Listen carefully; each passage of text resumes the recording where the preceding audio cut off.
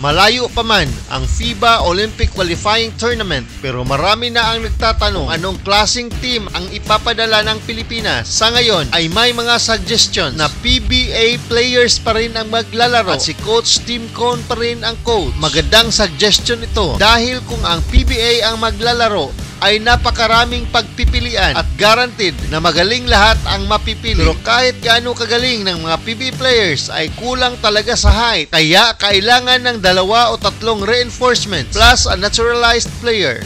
In other words, 8 PBA players plus 3 Pinoy reinforcements outside of the PBA at isang naturalized player. Yan siguro ang best formula upang gumulong na ang preparation para sa OQT. Para sa kukunin ng mga reinforcements ay dapat lahat mga big men, and the most logical choice ay sina Kai Sotto at AG Edu. Irreplaceable kasi sila dahil sa kanilang height, skills at potential. Dapat shoe-in na silang dalawa. At ang pangatlo ay it's either si Carl Tamayo ng B-League o si Justin Baltasar ng MPBL. Yan lang kasi ang kulang sa PBA. Then as naturalized player ay siguro pwede na si Justin Brownlee. Especially kung si Coach Tim Cone ang head coach. At galing naman sa PBA, shoe-in dapat si Junmar Fajardo, ang pinakamagaling na big man, hindi lang sa PBA, kung hindi sa buong Pilipinas. At pwede na sigurong isa lang si Justin Aranya, ang isa sa mga up-and-coming big man ngayon sa PBA. As his game reminds me of Danny Ildefonso. Maganda sana kung kasama rin sina Brandon Rosser at Mawala Tautua, pero I'm not sure kung pwede sila sa FIBA Sanction Tournament. Shoe-in rin dapat sina Scottie Thompson, Maverick Ahanmisi at Jamie Malonzo ng Ginebra. Although I am not sure kung pwede si Ahanmisi sa FIBA. Well, the rest ay ang daming magagaling na mga PBA players na pwedeng pagpipilian. Pero ngayon ko lang napansin na ang dami palang magagaling na Justin ang pangalan na pwedeng maglalaro sa Gilas. 3 di-kalibring players na sina Justin Aranya, Justin Baltasar at Justin Brownlee pwede nang magiging big 3 ng Gilas kung hindi available sina Kai Sotto at AG Edu. Malaki ang nakikita nating potential ng PBA dahil let's face it, lahat ng magagaling sa buong Pilipinas ay 90% naglalaro sa PBA. Ang daming pagpipilian at napatunayan na ng PBA na kaya nilang maipanalo ang Asian level. PBA is now the best. Yan ang totoo pagdating sa Asia. Kaya it is just right na ang PBA pa rin ang maglalaro sa OQT para masustain ang nakuhang panalo sa Asian Games.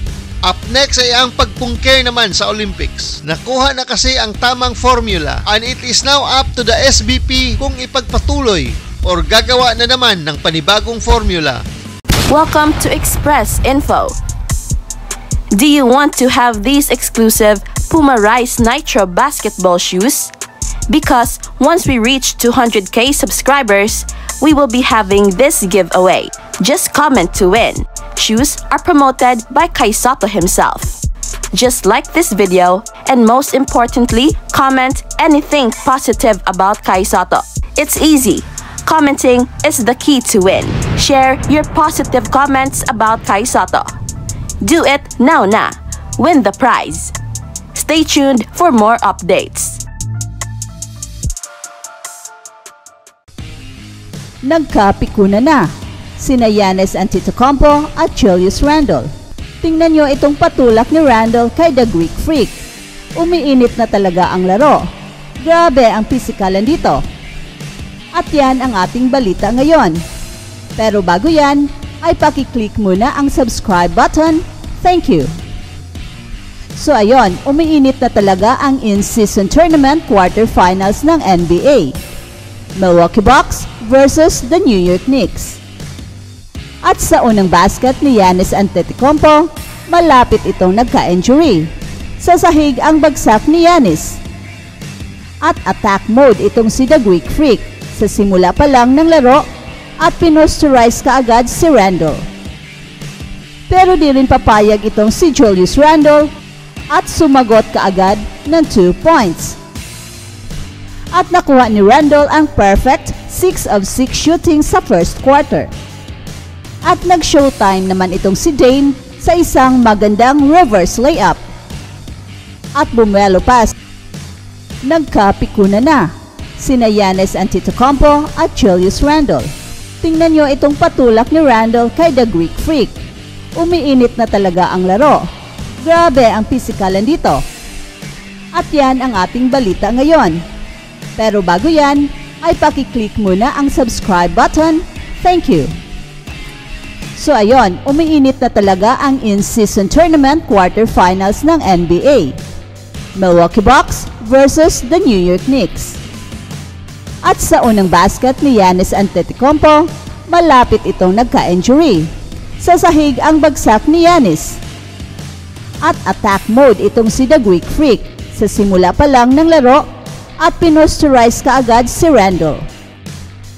Pero di rin papayag itong si Julius Randle at sumagot kaagad ng 2 points.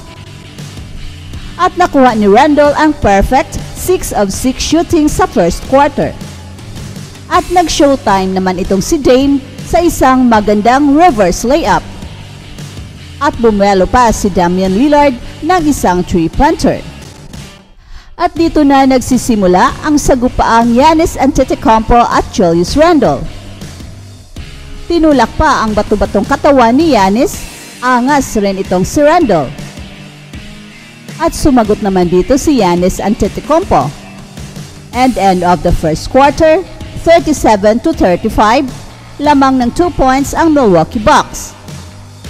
At back-to-back 3-pointer and a dunk para sa Milwaukee Bucks para kay Bobby Portis Jr. At di talaga paawat itong si Giannis, super aggressive na spin move sabay drive to the basket. Lusot pa rin itong si Giannis kahit sa dikit at lakas ng depensa. At may supalpal pa ni Brook Lopez kay RJ Barrett. Ganda talaga ng opensa at depensa ng Milwaukee Bucks. At isang pang-highlight na block dito ni Giannis Antetokounmpo. Grabe, sa pole ang bula, pati si Julius Randle sahig ang punta. Si Damian Lillard ay bumida rin, pumukol ng 3-pointer at sagot naman ito ang si Julius Randle. Batuhan dito ng 3-pointer. End of the second quarter, 75-72, lamang ng 3 points ang Milwaukee Bucks. At nakakamangha itong si Julius Randle sa kanyang perfect 25 points, 9 of 9 from the field, 6 of 6 from the free throw line. At third quarter na, Giannis Antetokounmpo lalong bumibida para sa Bucks, attacking the basket at boom, pasok. At dito, first time nagmintis itong si Julius Randle dahil sa depensa ni The Greek Freak. At nakuha ang bola, tuloy takbo ni Giannis sa kabila.